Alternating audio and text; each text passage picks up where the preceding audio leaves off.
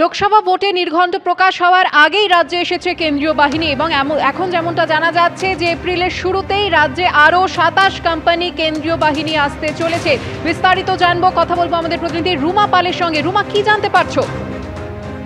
দেখো, ১৫০ কোম্পানি কেন্দ্রীয় বাহিনী ইতিমধ্যেই রয়েছে এবং 1 এপ্রিলে কিন্তু আরো আসছে ২৭ কোম্পানি কেন্দ্রীয় বাহিনী। কিন্তু শুধু এই ১৭৭ কোম্পানি কেন্দ্রীয় বাহিনীই নয়, এরা তো এরিয়া ডমিনেশন বা কনফিডেন্স বিল্ডিং এর জন্য রয়েছে। এছাড়াও কিন্তু আরো কোম্পানি কেন্দ্রীয় বাহিনী আসবে, যেহেতু ১৯ এপ্রিল ফার্স্ট ফেজের ইলেকশন রয়েছে। এখনো পর্যন্ত যা খবর সেটা ২২৫ কোম্পানি হতে পারে এবং আরো বাড়তে পারে, এরকমটাই কিন্তু খবর রয়েছে। কিন্তু এর আগেও আমরা দেখেছিলাম যে নির্বাচন commission, ministry of home affairs থেকে কিন্তু টোটাল যে ইলেকশন হবে আমাদের এখানে, সেক্ষেত্রে কিন্তু ৯২০ কোম্পানি কেন্দ্রীয় বাহিনী চেয়েছে। সেক্ষেত্রে আরো বাড়ে কিনা এখনো পর্যন্ত জানা যায়নি। এখনো পর্যন্ত ৯২০ কোম্পানিরই বলা হয়েছে যে ৭ দফায় যে আসবে সেরকমটা থাকবে। তবে প্রথম দফায় কত কোম্পানি কেন্দ্রীয় বাহিনী আসবে সেরকমটা এখনো পর্যন্ত যা জানা যাচ্ছে ২২৫-এর থেকে আরো বাড়তে পারে।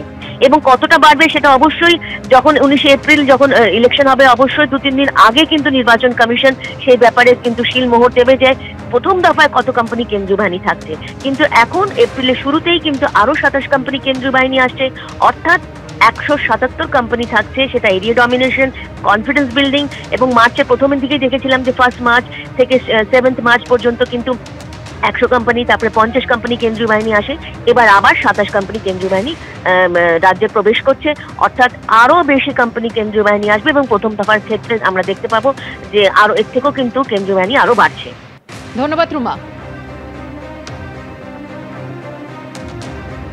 লোকসভা ভোট শুরু হতে আর ১ মাসও বাকি নেই, তারও কম সময় রয়েছে এবং প্রস্তুতি তুঙ্গে। আর এর মধ্যেই শুভেন্দু অধিকারীর মুখে শোনা গেল অন্য রকমের ভোটের হুঁশিয়ারি। এবার ইভিএম এ বদলা হবে। তৃণমূলের বুথ থেকে স্লিপ নিয়ে বিজেপিকে ভোট দেবেন। প্রতি বুথে ৬ জন করে কেন্দ্রীয় বাহিনীর জওয়ান থাকবেন। ভোট লুট করতে দেব না হুঁশিয়ারি দিলেন শুভেন্দু অধিকারী। বিরোধী দলনেতাকে পাল্টা জবাব তৃণমূলের।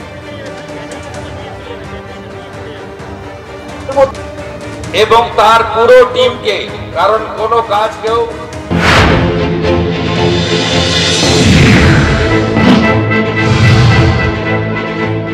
বদলা ইভিএম এ হবে, তো হবে হবে বদলা, হবে বদলা, ইভিএম এ বদলা হবে।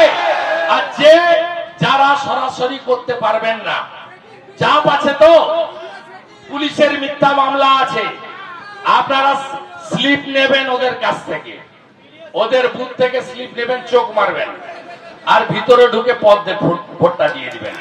পার বুথে ৬ জন করে কেন্দ্রীয় সেনা থাকবে। লুট করতে দেব না। ওয়েব ক্যামেরাতে দিল্লি থেকে ইলেকশন কমিশন বুথগুলোকে লক্ষ্য রাখবে, কে কোথায় ছাপ্পা মারছে লক্ষ্য রাখবে।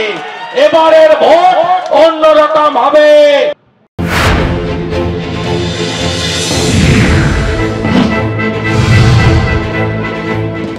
৯২০ কোম্পানি কেন, ৯২০০ কোম্পানি যদি কেন্দ্রীয় বাহিনী আসে অথবা আন্তর্জাতিক বাহিনীও যদি নিয়ে আসে, তাহলেও তো ২০২১-এর বিধানসভা নির্বাচন, তারপরে আসানসোল লোকসভার উপনির্বাচন, ৭টা বিধানসভার উপনির্বাচন, ধূপগুড়ির উপনির্বাচন, এমনকি পঞ্চায়েত নির্বাচন, সেগুলো থেকে বাংলার মানুষের মন বুঝতে এখনো বাকি আছে। বাংলার মানুষ যে বাংলা বিদ্বেষী রাজনৈতিক দলটাকে প্রত্যাখ্যান করেছে, সেটাকে এখনো উপলব্ধি করা যায়নি। আর তিনি বলেছেন চোখ টিপে দেবেন, নিয়ে ভিতরে গিয়ে বিজেপিকে ভোট দেবেন। এটা উল্টো। যেখানে যেখানে তারা ভয় দেখাবে যে বিজেপিকে ভোট দিতে হবে, সেখানে তাদেরকে চোখ টিপে ইলেকট্রনিক ভোটিং মেশিনের কাছে গিয়ে দাঁড়ালেই তখন মমতা ব্যানার্জির জনমুখী প্রকল্পগুলো মনে পড়বে। আর ভারতীয় জনতা পার্টি কিভাবে বাংলাকে বঞ্চনা করার জন্য দিল্লিতে গিয়ে তদবির করে এসেছে, সেই বাংলা বিদ্বেষী মুখগুলো মনে পড়বে।